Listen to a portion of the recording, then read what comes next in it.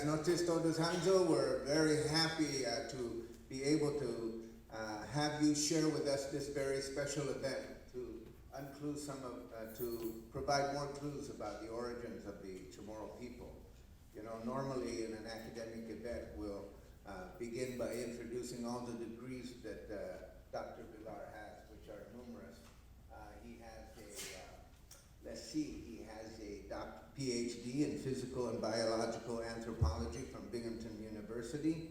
He has a Master of Science in Journalism from Columbia University. He has a BA in Physical and Biological Anthropology from Haverford College. He also has a BA in Anthropology from Haverford College, and he did postdoctorate work at the University of Pennsylvania, Genetics and Anthropology. You know, he's done a lot of work, most notably with the National Geographic Genetic Literacy Project, which is, their motto is Science Trumps Ideology. I would like to point out that tonight I'm wearing my Donald Trump tie, but it has nothing to do with that, and it was just coincidental. I didn't really notice it, so I turned it over. But most importantly, I think about, when I think about the importance of this event, you know, normally we think of trying to unlock our origins by the stroke of a pen, or perhaps studying the physical remains through the National Genographic project, now 10 years old. We can argue about the origins of the people not just by the stroke of a pen or by a written article or physical remains, but by something like this, a cotton swab. You can take this cotton swab and swab your mouth, and you can turn it in, and you can find some clues about your origin. You can find it not just with specific accuracy in terms of the database, but in terms of perhaps some of our origins. It can go back thousands of years and even discover whether you are Neanderthal or not. You have some Neanderthal in you because, you know, the Homo sapiens mated with the Neanderthals. So now, when you have the opportunity to call somebody a Neanderthal, which is very common in academia, oh, he's a Neanderthal, in his thinking, you can actually prove it or disprove it. Now, this also leads us into the question of DNA testing with cotton swabs. Now, all of you know that this is a common tool also for drug testing, you know. And if you Google drug testing, it can tell you all the kinds of ways that you can pass a drug test, even with a cotton swab that probably has negative information on it. So I'm looking forward to the day when we can do a cotton swab test and somebody will post on Google how you can prove you're a Chamorro no matter what the results are from this cotton swab, which I imagine is motivating some people around here. But that's not my motivation. I think we just add to the body of knowledge. Dr. Vilar's background is extensive, and one of the most important things is he's from Puerto Rico, which means that those of us with origins in Guam and the Philippines can say with historical accuracy that we are all brothers and sisters as children of the Spanish-American War, because indeed that's how we have come together. So I bring to the podium our brother from the Spanish-American War, Dr. Miguel Vilar.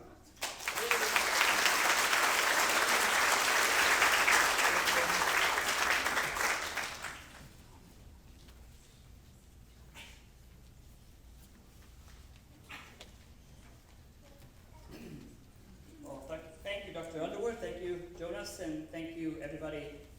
Today, half our day. My pleasure to be here. Thank you for the invitation. My second time in Guam, and I get off the airplane, I really almost feel like home. And I think the connection to Puerto Rico that you suggested, I think, is there. And I think there's always, at least over the last 120 years, a really strong connection between Puerto Rico and Guam. So It's always a pleasure to be here. I'm going to be talking about the origins of the Chamorros, just a little bit, from a genetic perspective. I was here about 3 years ago and gave a similar talk. I focused mostly on mitochondrial DNA. I'll review that talk because that was one of the most informative work they had done, but I'm also going to add new information that we got from that same visit. When I was here in 2013, I enrolled 85 participants in the Genographic project, and so I'm going to talk about those results as well, and we'll learn new things. What we learned, the new things we learned from those results. All right, so my title is The Origins and Genetic Distinctiveness of the Chamorros, a Bi-Parental Analysis. Let me try this and walk around a little bit, I think it'll be better. And Bi-Parental, that's a big word, but it means from both sides of the family. And that's different than what we had done before. Most of the work that had been done in Micronesia has been the mitochondrial DNA, and I can go into detail on that.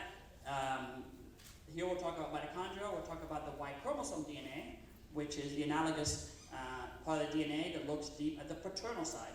And then at the end I'm going to talk about the autosomal results, the rest of your genome, how the rest of the genome can tell you where we came from or how we are, what components do you carry in your DNA. So, before I move to the next slide, this is sort of been a project ongoing since the 90s with my advisor, Dr. Koji Lum, who's now at the University of Pennsylvania. He came to Guam, traveled to Saipan, Rhoda as well, and various other islands. He was at Palau, Yap, and throughout FSM, and he took hair samples and took them to the lab, analyzed them, and was one of the first people to show how unique the Chamorros were, not only among other populations in Micronesia, but throughout Oceania and throughout the world, and I'll talk about that again. He was my advisor. I took his work to the next step. I expanded his work. I expanded on what he began, and then when I was a postdoc at the University of Pennsylvania, I began working indirectly with the Geographic project. I came here in 2013, like I mentioned earlier, and collected samples from 85 participants. Through Dr. Theodore Shore at the University of Pennsylvania, was my director there. That's where the samples are right now.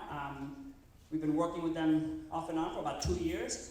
And last is the Genographic project, which is my employer right now, National Geographic. I've been running the project now for about going on 6 months. And my focus has always been kind of Latin America, but also the Pacific, and especially Micronesia. This is the first time I think the Genographic project has actually been in Micronesia. All right, so a little bit of background. I think a lot of people here probably know this better than I do. The Chamorros of the Marianas Islands were the first people that the Spanish encountered when they crossed the Pacific. Magellan crossed the Pacific in 1521 on his circumnavigation of the world. And he landed on Guam on his way to the end of the world. He met his demise shortly later in the Philippines, where his boat, one of his boats did continue to make it all the way around, but that was the first time there was contact between Europeans and Pacific Islanders, not just Chamorros, any Pacific Islander. For the following several centuries, Spanish had control of the Marianas Islands, and Guam, being the largest, was the stopping point along the trade that established between Acapulco and Manila. Guam was the stopping point, and dozens and dozens of ships made that voyage, and many of them, most of them stopped at Guam. Some actually shipwrecked at Guam. Guam was always a very important point in that Acapulco-Manila trade. The thought is that Spanish contact, there were as many as, at first I heard 100,000, but probably slightly lower, the number of Chamorros in the Marianas Islands. What's interesting to me as a geneticist, the change in numbers between the Spanish contact and by the early 1700s, there were fewer than 5,000 Chamorros left. And that has a huge impact, because imagine the diversity of 80,000 people being narrowed down to the diversity of just fewer than 5,000. So what we see right now in Chamorros is what survived, what made it to modern, what went through the bottleneck to modern diversity now. That's an interesting point. The Spanish text always described the islanders as tall, very large, muscular, straight black hair. They actually described them as very attractive among other populations. The skeletal studies also thought that Chamorros had shown that they had large muscular upper bodies. They had large overgrowth in the back. They had very large humor heads. They were very, very strong muscular people. But taking a step back, as a geneticist, I study other parts of anthropology, as an molecular anthropologist. And in this case, linguistics is a very important one in understanding Chamorros, where Chamorros came from. So Chamorro language is actually part of the Western Malaya-Polynesian group of languages. We originally thought it was grouped near the Filipino languages, the indigenous Philippine languages, but today the thought is it's more loosely grouped with languages from Sulawesi and in the Greater Sundas, eastern Indonesia. In comparison, the languages from the rest of Central and Eastern Micronesia belong to a group called Oceanic, which are all the yellow languages you see scattered there. Chamorro languages with the purple. But as you can see, the Marianas straddle the border between Oceanic and Western Malaya-Polynesian languages. And a little bit of more background on what we know from archaeology. The Marianas were first group settled. The Marianas were first settled from Island Southeast Asia around 3,500 years ago. We think they were Austronesian speakers based on the linguists. The linguists built archaeologists built what the linguist has done. Around the same time, a separate migration from Island Southeast Asia was expanding kind of south across Melanesia, and within a few centuries, that second migration expanded all the way to Polynesia. We think it's the forebears, the ancestors of the Polynesians. We think the Mariana Islanders were a separate branch that left for the same region around the same time. The time was characterized, we think, by high sea levels, which could have caused the complete submersion of the Caroline Islands. So when people first reached the Marianas, the thought was the Caroline Islands were still below sea level. Although Palau, Yap, and the Marianas were high enough that would have been there. And that's going to play a role in my hypothesis later, that those islands may have been there while some of the other ones may not have been above water. By 2,000 years ago, the sea levels receded to mountain levels. We see the first evidence appears of settlements in the neighboring Caroline Islands. So a little more on archaeology. The Marianas prehistory, about between 3,000 and 1,000 years ago, is what we call the pre-Lati period. About 3,500 years, we see the first evidence of a distinct archaeological pottery known as Marianas Red. It's similar in shape and form to pottery from the Philippines and Indonesia, another connection to Island Southeast Asia there. It's a thin-walled lime infill pottery with distinct design patterns. The sites, major site for the Marianas Red pottery are in Saipan, although I believe it's been found in other islands as well. Now fast forward about 2,500 years, we see a completely different archaeological material culture appear, and that's associated with the Lati. So Lati are distinct monolith structures, some as tall as 5 meters high. We think they function as pillars holding up large homes, community centers. I believe they're a symbol of not only Guam, but the Marianas Islands. They're unique to the Marianas. And they probably know better than me, they're quite an important symbol to Mariana Islands, or into Chamorros as well. Around 1,000 years ago, we see the first evidence of cereal plants in the Marianas, and it's the only archipelago in the Pacific that actually had cereal plants being grown, and that was about 1,000 years ago. So it seems like not only material culture, but a new technology appeared in the Marianas about 1,000 years ago. So putting the linguistic evidence and the archaeological evidence together, we came up with a few hypotheses.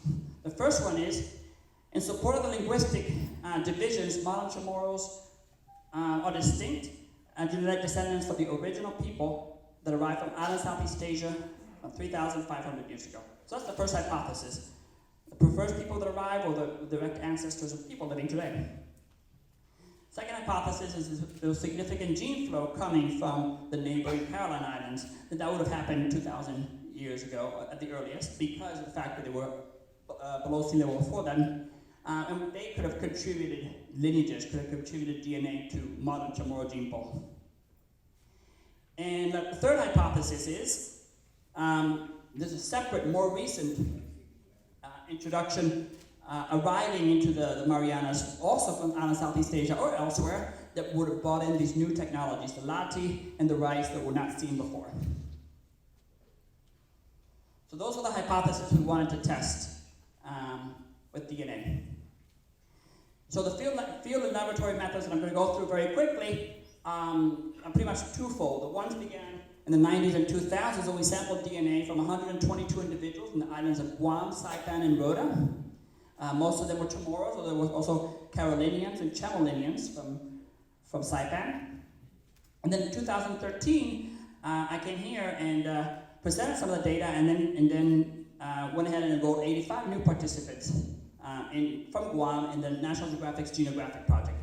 69 of those participants were Chamorro, Chamorro paternally and maternally, had Chamorro grandparents, parents and grandparents. So what we did then was we took the mitochondrial DNA lineages, and I'll go into detail what that is, and we compared them to other populations in Island Southeast Asia, East Asia, Micronesia, other parts of Micronesia, Melanesia. We built networks, which are sort of structures or diagrams to evaluate the diversity, evaluate how many lineages, how old the lineages are, how the genetic diversity of a population looks, and you'll see those later. And with the new data that we collected in 2013, we looked at the paternally inherited Y-chromosome lineages, and those were also compared to the same populations. Let me put this back down here a second. All right. Okay. So some of the methods we use for mitochondrial DNA genetics, and I'll go through them right now. Can you still hear me, or is it too far away? You hear me fine? Okay. So mitochondrial DNA is a highly mutable molecule. It's very small. It's inherited maternally. It only comes down from maternal line. So everybody here carries the mitochondrial DNA from their mother, got it from her mother, and so forth. There's a direct line back in time. I call it a telescope, where you look at the mitochondrial DNA of somebody living today, and you're seeing that of a woman who lived 1,000 years ago, maybe 5,000 years ago. And that's why it's so important in looking at origins and reconstructing what a population may have looked like. The Y chromosome functions the same way. Only men carry the Y chromosome. Every man got it from his father, who got it from his father and his father. So, and again, it's a telescope back in time to the paternal side. And those two tools, since the late 80s, have been very, very informative for anthropologists using genetics to better understand migration patterns and origins. And what we do is we look for similarities, but we also look for differences among populations. And those differences we call mutations. And the mutations we looked at are not in genes. These are not mutations that occur in say, a gene coding for hair color or skin color or height or anything like that. These are mutations that occur in the non-coding.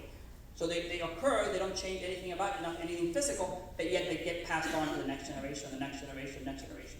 They almost occur like ticks on a clock. And the number of mutations that you have most likely is the same as your mother and your mother's mother, but somewhere along the line, they have fewer of you inherited mutations, and they occur at a constant rate. And that's the important part. The mutations occur at a constant rate. So what do? We calculated the rate, and people have been doing this since about the 80s and 90s, calculating the rate of mutation. We multiply that times the number of mutations, and it gives you an age. And that's incredibly useful mechanism to understand the age of a population. A rate times a number gives you an age.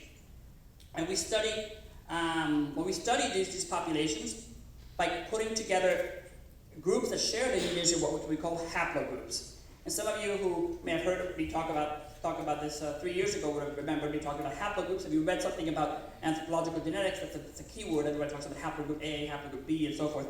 I'm going to be talking about that a little more right now, but it's just a term that means your branch of the human family tree, your group of related lineages. That's your haplogroup. And we have comparative data for more than 1 million different individuals. We categorize different people throughout the world, millions of people, into different haplogroups. So how do we calculate haplogroups? This is sort of a brief summary here. Haplogroup A, for instance, is a group of individuals that share those mutations, like 60,223, 290, 319, and so forth. And then within A is a subgroup. A2 has the same ones plus a few more. And then haplogroup B, and haplogroup B is very important because that's one of the ones among Chamorros, will be the one having those mutations. Haplogroup B4A1A has the same ones plus a few more. C is the same way. E, that's another very important one. And haplogroup E would have those mutations. E2 has the same ones plus one more. And that's how we categorize it. So Pacific Islanders fall usually into haplogroup B4A1A, but also E, M, P, and Q. I'm not going to talk too much about M, P, and Q because those are predominantly in Melanesia, and we didn't find any of those among Chamorros. But we did find E, and we did find B4A1A. And you can see from the rest of the alphabet, they're they represent different parts of the world. A through D in Native Americans, H through K, and T through X and so forth in Eurasia. The L's are from Sub-Saharan Africa, and various other letters also from Asia and Australia. And we've taken all that information and we kind of map it and we show which evolved first, which evolved where. L's in Africa, N and M are some of the most ancestral ones in Eurasia. M eventually makes it out to Southeast Asia. M gives rise to E, and E comes this direction. So here's what we found. I'll do that in a second so you can see a picture of it. E and B are the ones we're looking for. And E and B are the ones we found. My advisor found the same ones several years ago, and when I did the test, I actually found, again, the same ones. Haplogroup E and haplogroup B were the two most common among the Chamorros. So remember I mentioned 122 individuals from the 2012 paper. Of those, 85 were from Guam, 6 were from Rhoda, 31 were from Saipan. And what was interesting in what we found, move around again, Guam and Rhoda had very similar lineages. In the Saipan shared with Guam and Rhoda, but Saipan has slightly different ones as well. Haplogroup E and haplogroup B were the two most common. Within B, there's a very famous lineage that people have been talking about since, I would say probably since the 90s, called the Polynesian motif. Now that's an interesting one because it's found in Polynesia, but it's found throughout Polynesia, and it's found in Polynesians, some of them are almost 100%, some populations are almost 100%. They think that's the lineage that B4A1 was the one that arose in possibly Samoa, Tonga, and eventually spread from there all over Polynesia. Actually, it also spread to Madagascar. It's actually so large and so common, you can find it throughout half of the world, from Madagascar out through Easter Island.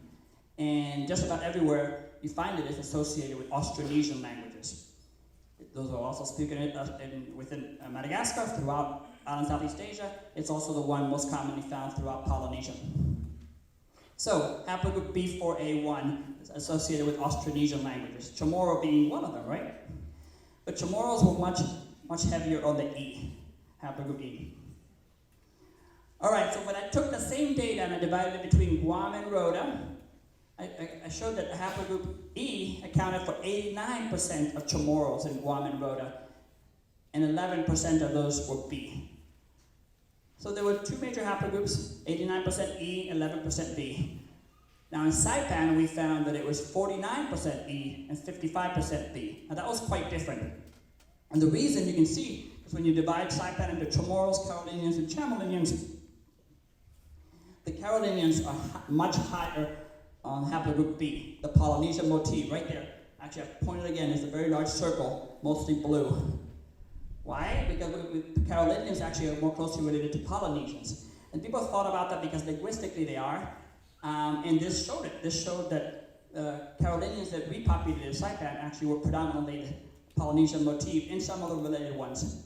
A few of them actually were haplogroup E, but not very many. The majority of those in Saipan that were E were the Chamorros. So it nicely divided Chamorros and Carolinians into mostly two groups, overlapping a little bit in haplogroup B.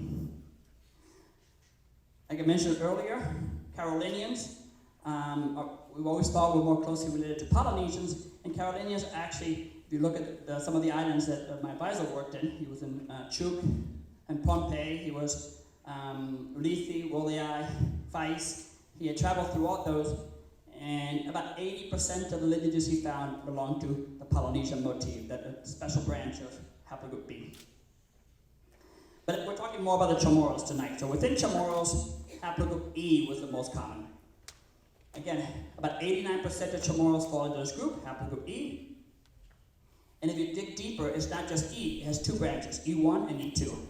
And I showed you earlier, when we sequence more, when we look at other parts of the DNA, we can tell you not just E, you're E1 or E2. Anyway, when you compare Chamorros to other populations, the difference is striking. 89% of Chamorros are E, but twice as many are E2 to E1. E1B is also there, quite rare, about 1%. And look at the rest of the populations. Philippines, Sulawesi, Sumba, Moluccas, Palau, Yap. Nothing comes close. The closest actually is Sulawesi, about 26% E. Sumba and the Moluccas are kind of close, second and third.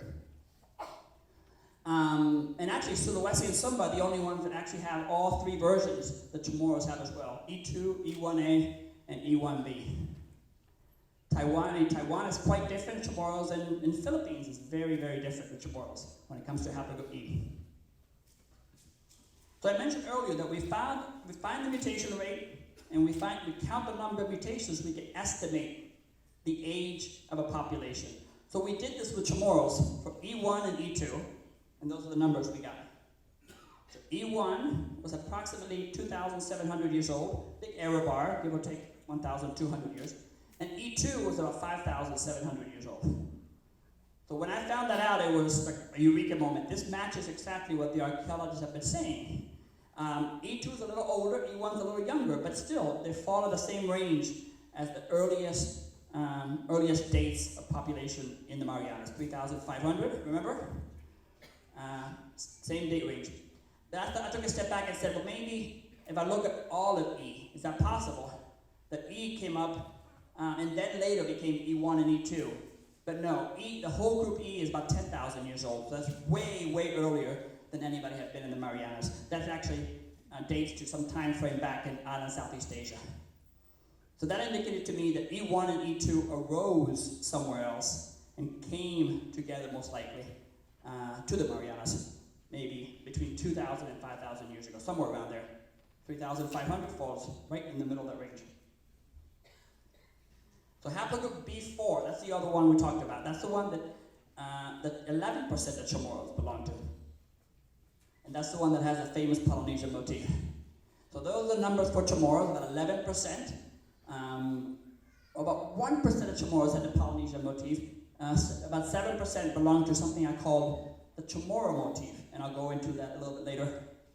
But you compare Chamorros again to Taiwan, the Philippines, Sulawesi, Sumba, Malaccas, Palau even, Yap, and the numbers are quite different.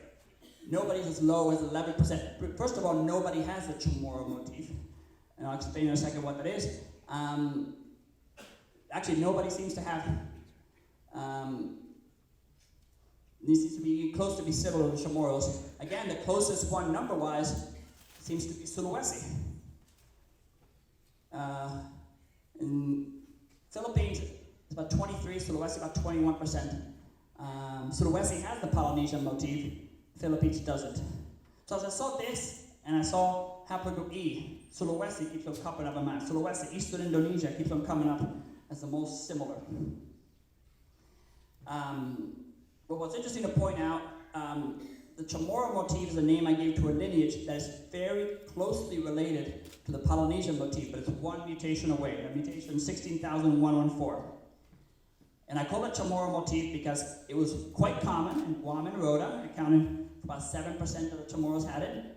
Nobody else had it. And when I mean nobody else, we started looking into the database. We started looking through hundreds and hundreds of samples from Yap, from Palau, from FSM everywhere. Then we went into samples from the Philippines, Indonesia, throughout New Guinea, Vanuatu, Solomons. We were looking at 500 samples. See, can we find anything that even looks like Chamorro motif? And we couldn't. It was unique. And it was common. I mean, 7% is not that common if you think about it, but it's large enough for us to pay attention. And really, we couldn't find it anywhere else. It was unique to Guam and Rota. And what was special about it, it was much younger than that E. And we estimate it to be somewhere around 1,000 years old.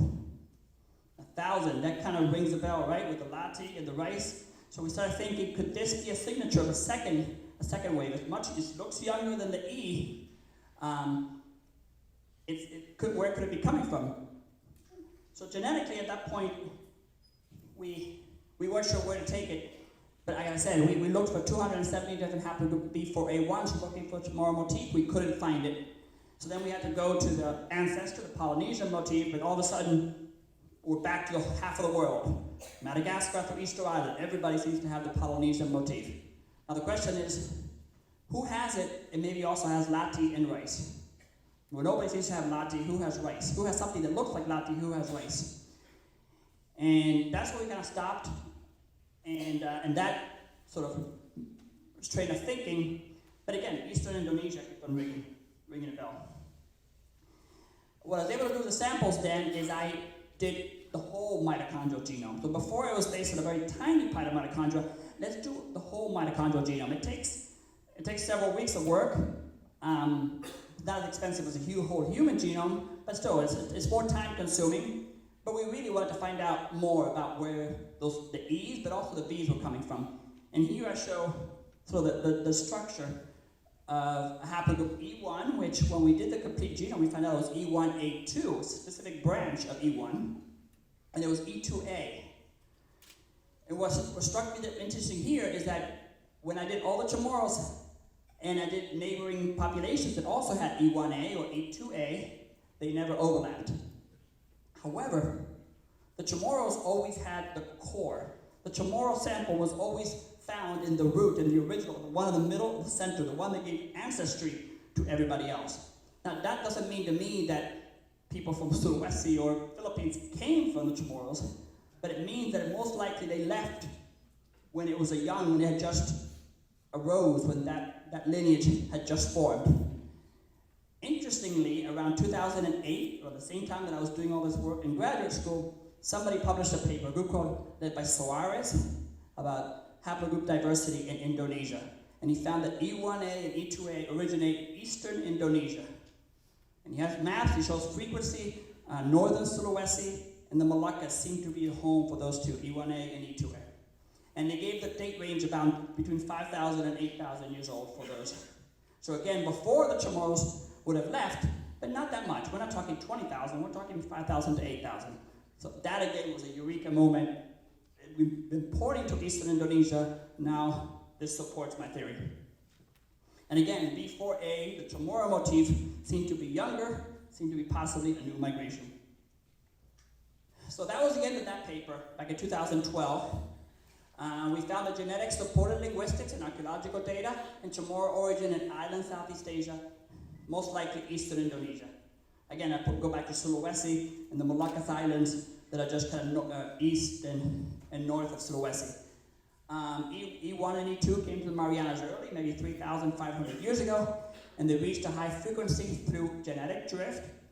Now that's a fancy term that means a small population randomly is the one that goes somewhere, and since it's a new place, and there's nothing, really I no other populations there, just by pure random coincidence, it becomes the most common lineage somewhere.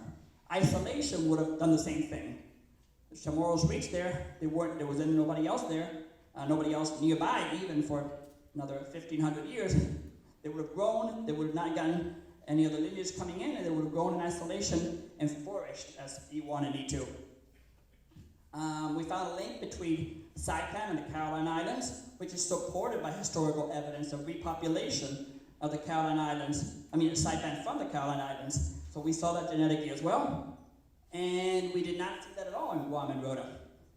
And lastly, the Chamorro motif we think came more recently. More recently, possibly the time of the Lati and the introduction of rice. So that was 2012. I came back here in 2013, and I gave a talk here at the University of Guam, part of the second Marianas History Conference. We wrote, 85 people took the test, the swab, and participated. And we began analyzing some of the results.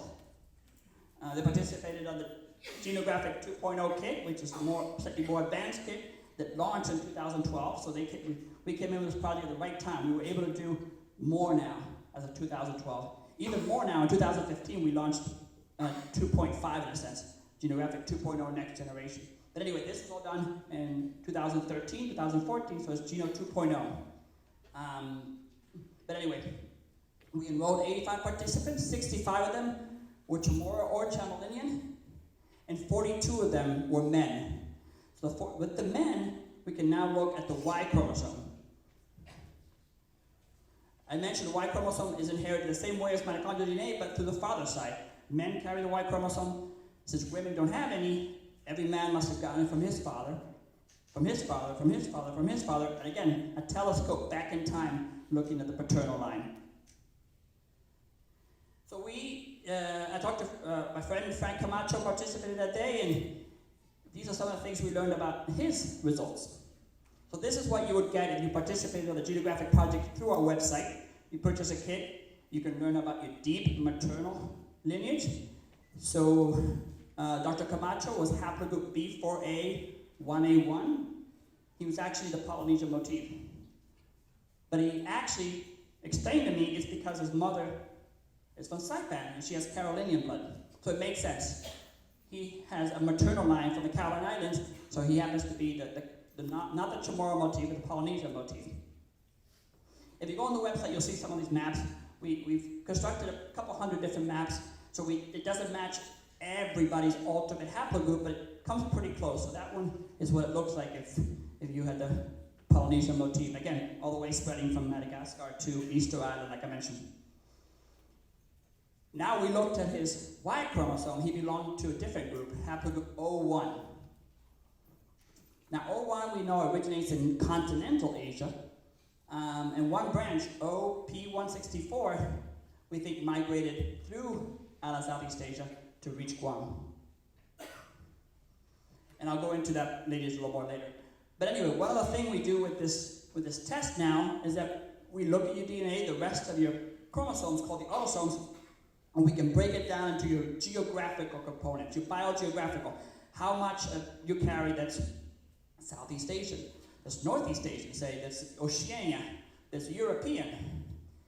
So Frank was 42% Northeast Asian, 28% Southeast Asian, about 7% Oceania. But he had about 13% Mediterranean and 7% Northern European. So about 20% seem to be coming from Europe. But I would argue the other, the other 77% was Chamorro. Most likely Chamorro. And when he looked at his results, we always give people the two closest comparative populations, and his were mainland China and Vietnam, which in a sense are sort of representatives for Northeast Asia and Southeast Asia. I think other people who've taken the project have told me that they've gotten something similar. Vietnam is the closest population, maybe China. Anyway, those are the results for Dr. Frank Camacho, who's been a great friend and helped me a lot to set this up in 2013. He's unfortunately not here, but I think some of you might know who he is, a biology professor here. Other participant that worked with me back in 2013 was Arlene Steffi, and you might know who she is. I think she was here, I saw her earlier. Her maternal group was haplogroup E1. E1b, I believe, was her group. This group, we know, descends from some of the earliest people that reached Island Southeast Asia, shown through that map there. E1b, we believe, originates in Island Southeast Asia. I wrote that E1a, being a slightly more common one among Chamorros, but both E1a and E1b associated with Eastern Indonesia. E itself, we think, arrives in Indonesia, possibly Island Southeast Asia, say, maybe as much as 25 or 30,000 years ago. We could not do the Y chromosome because, again, it was only done for men, but for Arlene, we were able to also do biogeographical components. So she had a fairly high Northeast Asian, just like Frank did, about 28%. Southeast Asian was 27%. 4% was Oceania. So those components together come up to about 70%, what I would call probably a components Chamorro. She had about 20% also. That was European, and 7% Native American. Now that was surprising. And actually, I found that in a lot of Chamorros, throughout the Chamorros. 7% was among the highest. Most people had 2, 3, 4%, but consistently Native American. Her closest populations were again Vietnam and Mexican American. So this is not me, this is a program matching her to Mexican American. So I started thinking to myself, there's a connection, what is there? But of course, there's a historical connection to Mexico. Maybe that's what we're seeing here. All right, so those are some examples of what participants' result looked like specifically. I got permission from Frank and Arlene to do this. I obviously would not do this from you if you were anonymously participating. They gave me permission, so it's okay that I presented their results. But then we look at the results of everybody anonymously as a population. This is what we got. Again, we do mitochondrial DNA. That's sort of the bread and butter, what we do. So we did mitochondrial DNA for the 66 Chamorro, and actually some were Chamorlinian as well. 66 Chamorro and Chamorlinian, and we found E2A, E1A. We even found a branch of E1A2A, a very specific branch of E1A that we had not detected earlier. I think technology has gotten better. The tree has gotten more improved since 2005 when I was doing the earlier work, 2005 to 10. Anyway, the number was 82% E. So not quite as high as the 89%, but still pretty high. 82% E. The rest was B, exactly what we had found with the earlier test back in the 90s and 2000s. B's and E's in the Chamorros. And what's interesting is 100% of people who explained to me that they were Chamorro or Chamorlinian were an island Southeast Asia lineage, either E or B4A1A. And I had established already, I think E is arising in Indonesia, Eastern Indonesia. B4A1A comes from, I think, also island Southeast Asia, and but also from Oceania. If you're not the Chamorro motif, it could have been coming from other parts of Oceania. For comparative purposes, some of the people that participated were not only Chamorro, we were Filipinos. We had somebody from Palau who participated. We had somebody whose mother was Okinawa. We had somebody who was Puerto Rican. Anyway, this is what it looks like on their mitochondrial DNA. One Filipino was an E, but it was a different branch, E1A1A1, related but different to the Chamorro. The Filipinos were F and F1, F4, Y, B4C, again related but not the same one. P9, M72. This is what the diversity looks like. Filipino looks like a very vast diversity. Chamorros were 2, B and E. And Palau and Okinawa, Puerto Rico, they were quite different. They were completely different branches. Although Palau was a P, just like P9 from the Philippines. So there's a connection maybe between Palau and the Philippines there.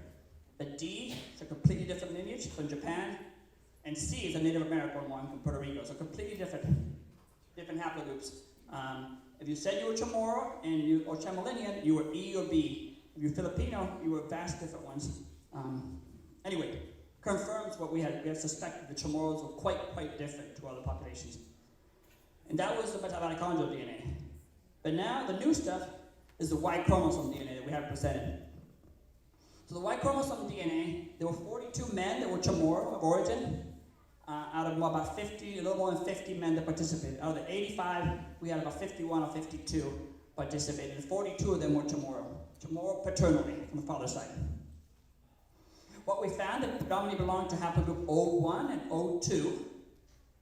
Not to be confused with E1, E2, they're completely different alphabet nomenclature in a sense. We use the same letters, but they're not related. The E's and O's, or the A's in one and A's in the other are very different. It's a completely different tree that we use to base it on.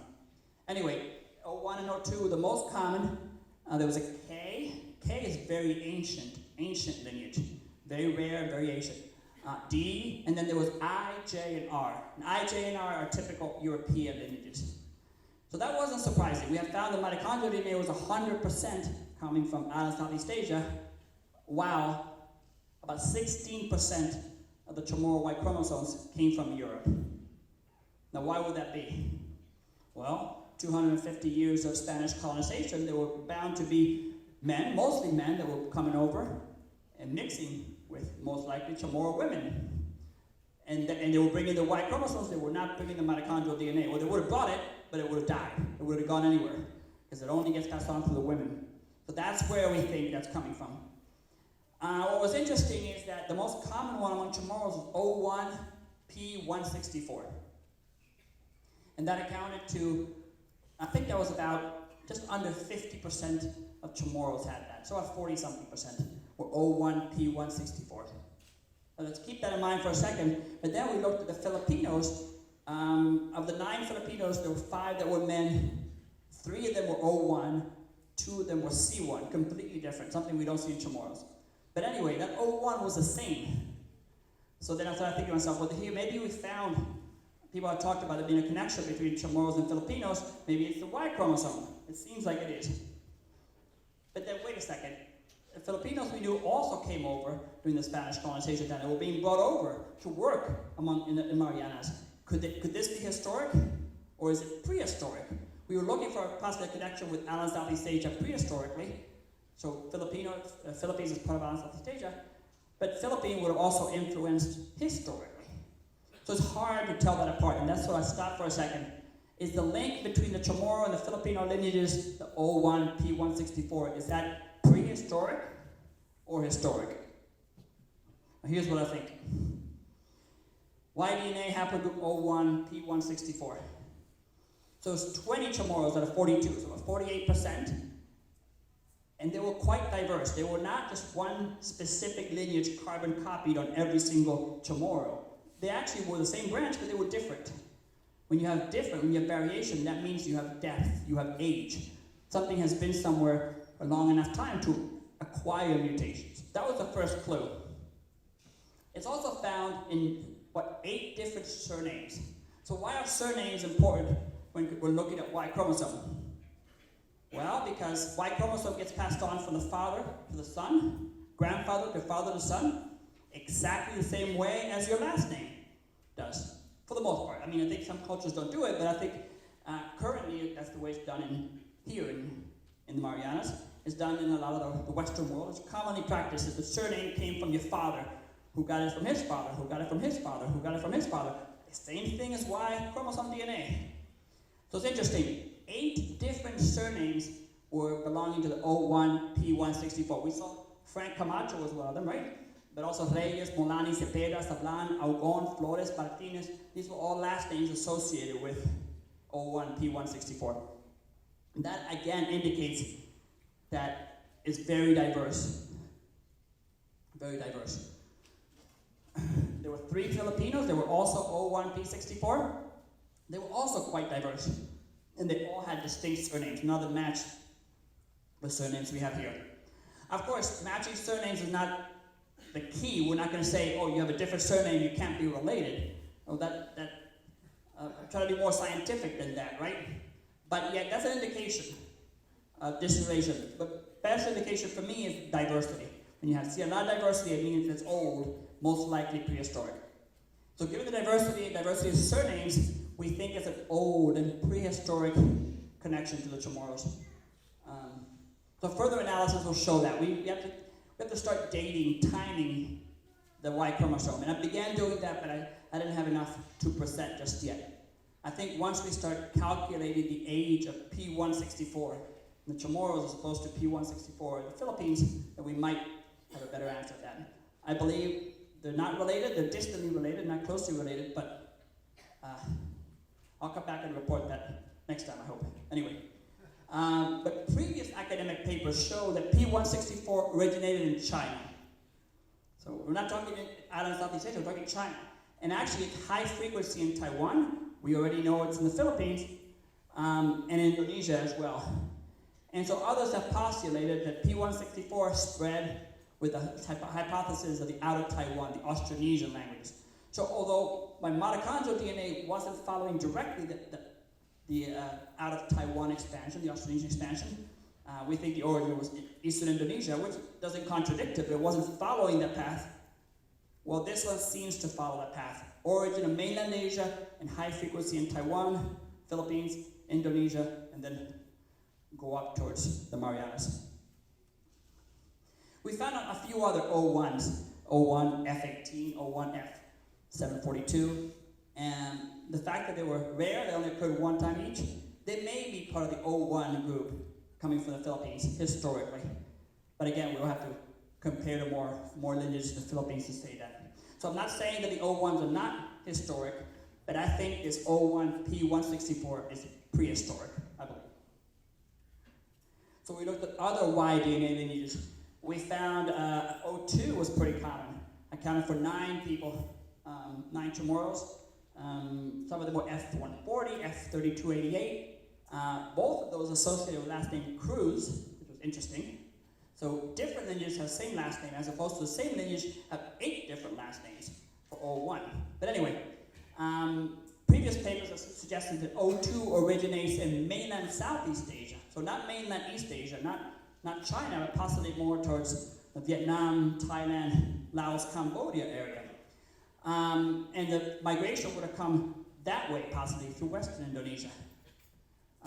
Again, we have to do further analysis to see if that's true, but that's sort of the path they suggest for O2, as opposed to the out of Taiwan, possibly out of Southeast Asia, continental Southeast Asia.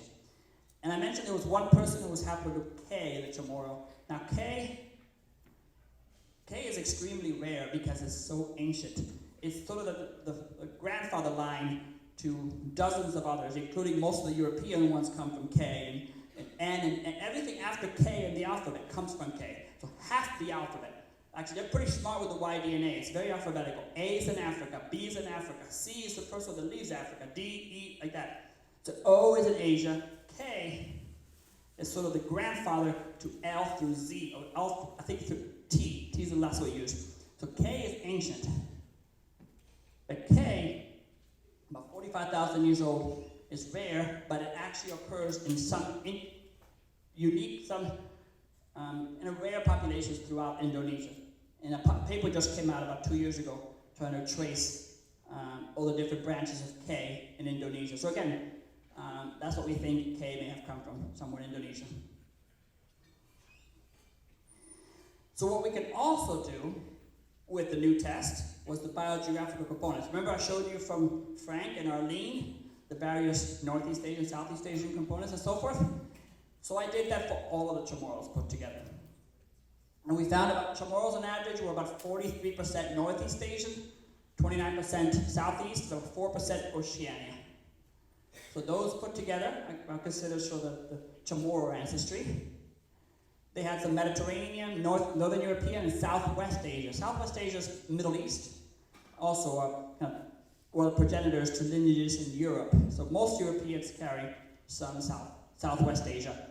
So I grouped that 20% to be sort of the European. Again, 20% European was found throughout all of the Chamorros. Now it wasn't just Frank and Arlene, but we found it on average 20% throughout the Chamorros. A little bit less, maybe between 15 and 20%. And then the Native American kept on coming up. And I started thinking, well, there could be the Mexico connection, but is it possible that it could be remnants from before people crossed the Bering Strait 25,000 years ago and carried the Native American from Asia? Maybe a cousin lineage went down this way? The answer is no, because you don't find Native American anywhere in China, you don't find it in Japan, you don't find it at all in the Filipinos, you don't find it anywhere really in Southeast Asia or East Asia, you don't find it anywhere, but you find it in the Chamorros. So I think that's a strong indication that what the historians were telling about the Mexican were being brought over from Acapulco to Manila. Some of them were stopping in Guam. Some Mexicans going onto the island. Maybe a shipwreck led them to go onto the island. Maybe some of them went onto the island. They were put onto the island by the Spanish, and they mixed. They mixed with the Chamorro. But when was this happening? Was this happening early on, later on? So I started trying to figure out, can we use this data to give any time frame? And then I started looking at the plus or minuses. So you guys see every single one of this percentage have a plus or minus, right? So Chamorros are 43% plus or minus 4%. 29% plus or minus 3. 4% plus or minus 1.5. So what does plus or minus mean? It means the variation with around the 43% is relatively small. It's about 10% variation. 43, only about 4% range. Only 4% range. Same for Southeast Asia. Same for Oceania, small range. On the other hand, the plus or minuses around Mediterranean, European, and Southwestern Asia were higher. Almost half of Mediterranean, Northern European, half of Asian. There's more variation in the amount of European they carry. So it dawned on me, variation may be an indication as to when it arrived. Something arrived a long time ago, it becomes commonplace throughout the population. It becomes static. It has been there for 1,000, 2,000, 3,000 years. The European ones have a lot of variation because they've only been there at most 400 years. 450 years at most. Native American as well. It's only been there a short time. Only 3% of the variation is half of the 3%, 1.5%. Now look at the Filipino. The variation of the Filipinos was 1%. Variation in Southeast Asia, 1%. 36 plus or minus 1. 56 plus or minus 1. the Filipinos have had that variation a lot longer. Well, people have been in the Philippines possibly a lot longer than Marianas. So that indicates to me that Northeast Asia, Southeast Asia, and the Oceania together make a composition of what island Southeast Asia would look like, the Philippines, maybe Indonesia, and people have been in the Philippines for a lot longer. I'm not sure the date, but I'm guessing it's possibly 20,000 years or more, the earliest dates in the Philippines. I'll look into that more. But it's much, much older than the Chamorros, and that's why the variation is so little. So this is sort of my brainstorm thinking, can we use these little statistical measures to estimate time? Again, I'm going to review this a lot more before I publish it, but I thought it was a neat indicator that we could talk about.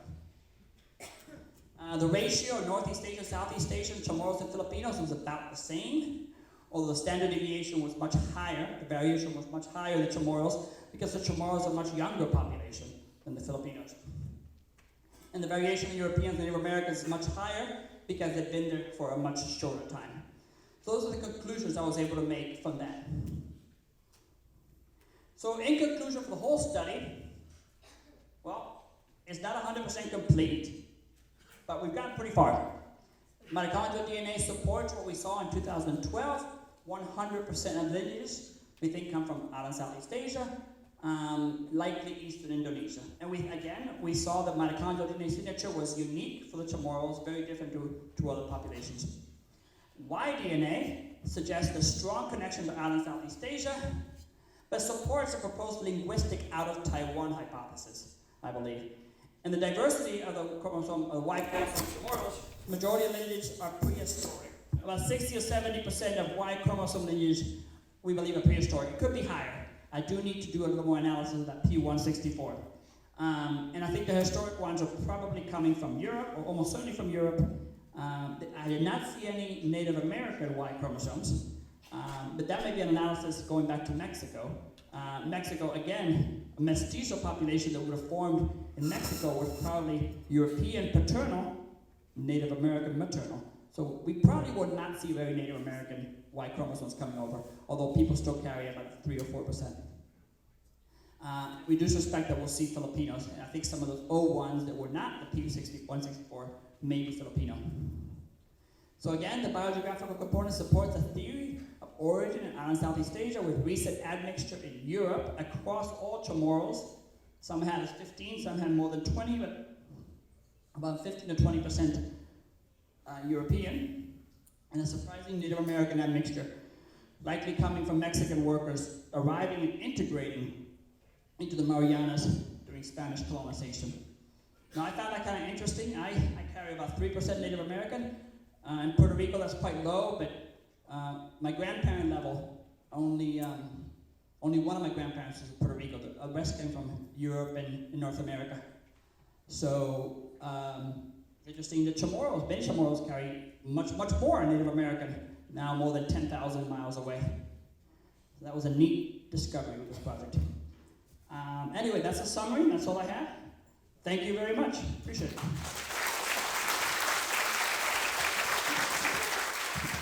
We'll take a few questions from the audience for Dr. Vilar.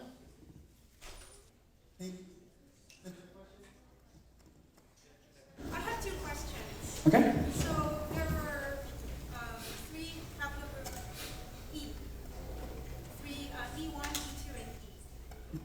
Right, actually the E's we later found out were either E1 or E2. It was E1, E1A, B, E2. So 3 depending on level, yes. You identified E as 9,500 years. Right. And what is the significance of that in this research? Right, so that was sort of a test that I did to find out if it's possible that E came in, that E, before diverging, before evolving into E1 and E2, came in to the Marianas. And I estimated the age, and it was closer to 10,000 years old. So had that been the case, that even originally coming to the Marianas and then becoming E1 and E2 here, then all the E1s and E2s we find in the Philippines and Indonesia would have had to have come back. So that was sort of a test that I did to sort of prove if the numbers worked, and it didn't.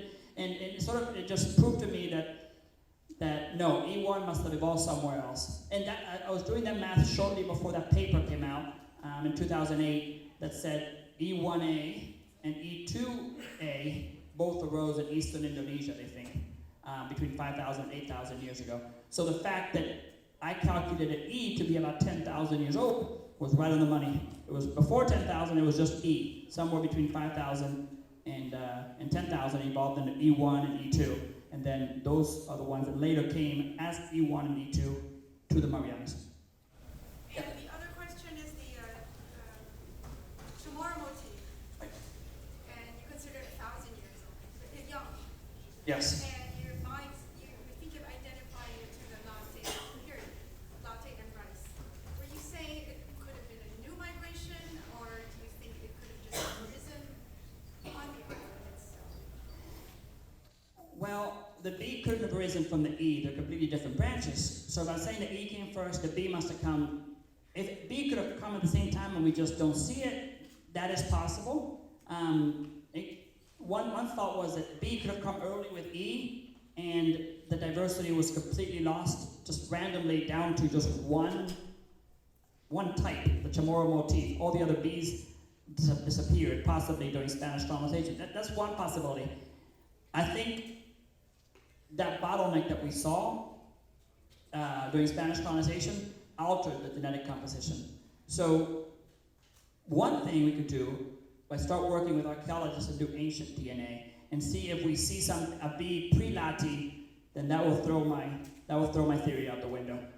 I suspect archaeological finds that have an E in ancient, if you do by sequencing ancient DNA, show E and pre-Lati and B post-Lati, and that would support what I believe. Does that make sense?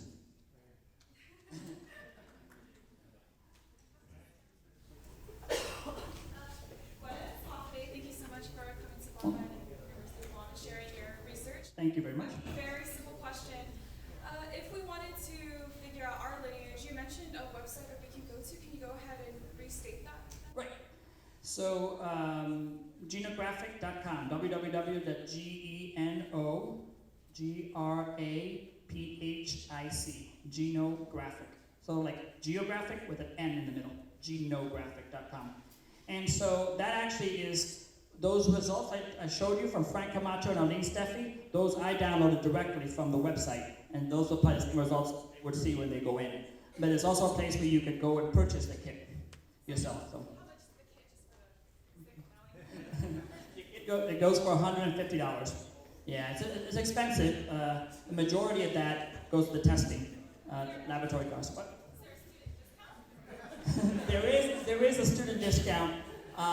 If you buy it in bulk and students, I think it's about $130. It's not that much of a discount. And actually, I'm the one that manages the discount code, but that's the best I can do, really, $130.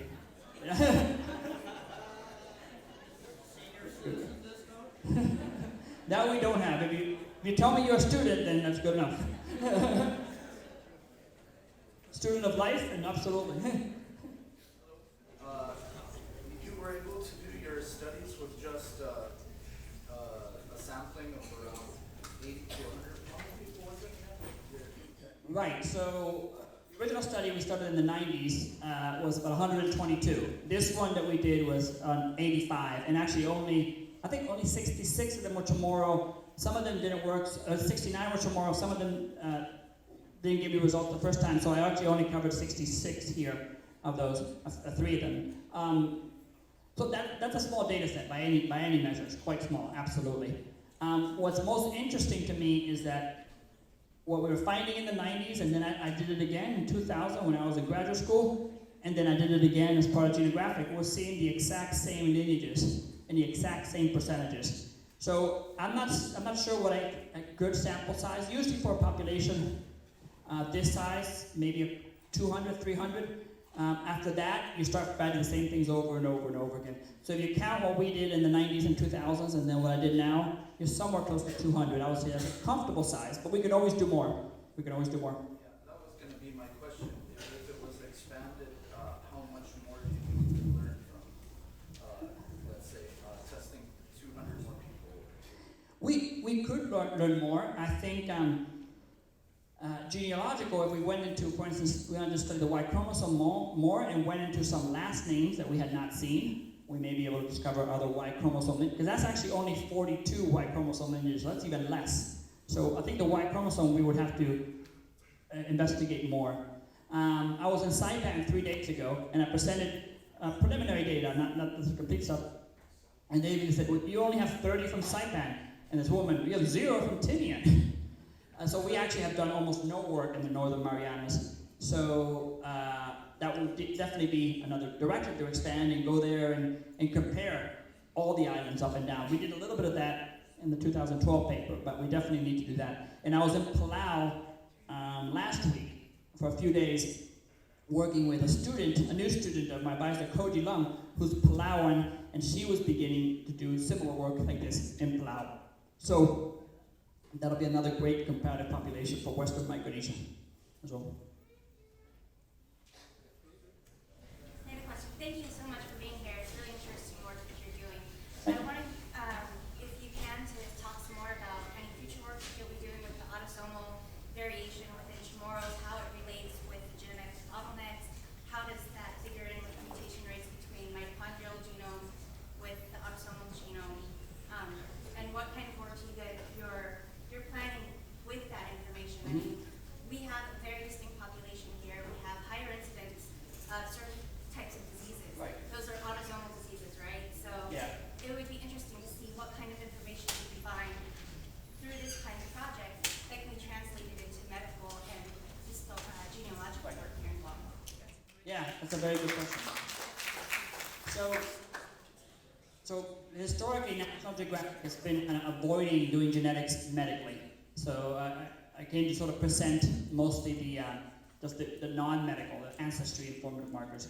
But let me go back to this. At first, Y chromosome, there's another test that we can do that looks at a different type of mutation in the Y chromosome that mutates actually quite quickly. It's called a short tandem repeat. I don't know if biology majors might know what that is. It's a certain type of mutation that mutates very quickly. You don't have that in mitochondria, but you have it in the Y chromosome. If we study that, we may be able to get much better estimates of the ages, and that's one thing we have to do.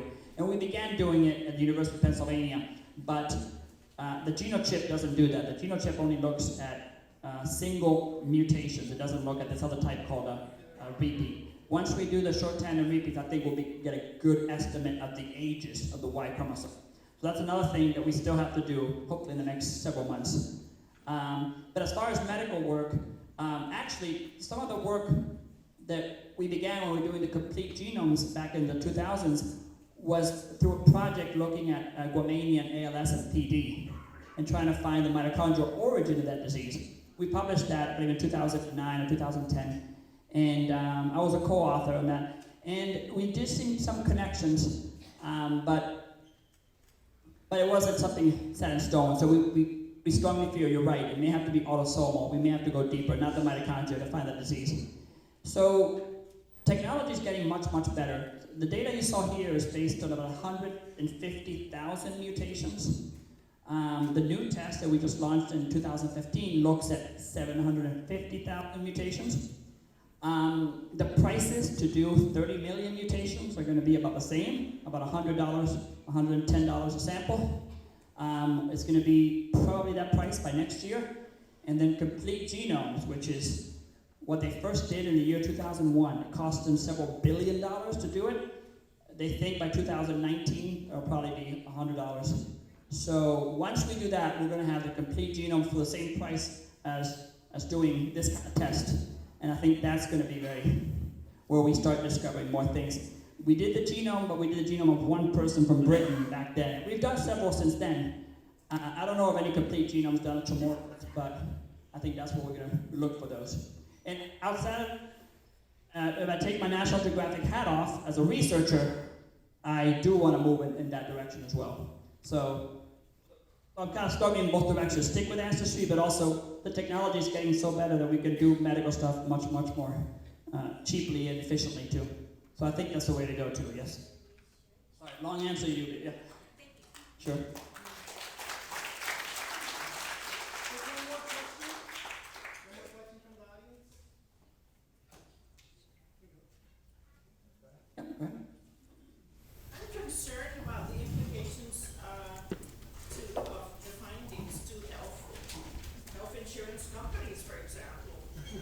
Right. Looking at denying insurance to those of us who are genetically disposed to, say, diabetes. Right. Well, that's exactly the reason National Geographic doesn't go into the health field at all. That we don't have any MDs, we're PhDs there. But you're absolutely right. So we're an inferior type doctor. We, well, no, I shouldn't say that. But, so we don't have the training to do it ourselves, yet that's where the field is really going in that direction. So, is there implications that could, you know, if you're predisposed to something, raise your insurance rates? It could change your life if you find out that you have a predisposition to cancer. I mean, I think we've heard stories about that, right?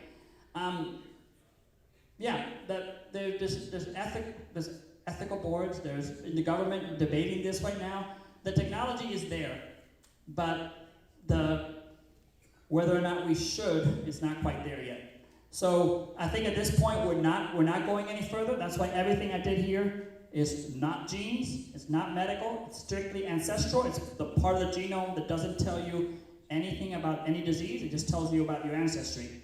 And we've been comfortable in that field, but lots of people are going the other direction. How is it going to navigate? I don't know. It's being debated in Washington right now, and actually throughout the world. I don't know the answer, but it's a very important question and something to pay attention to. So thank you for bringing it up. Thank you.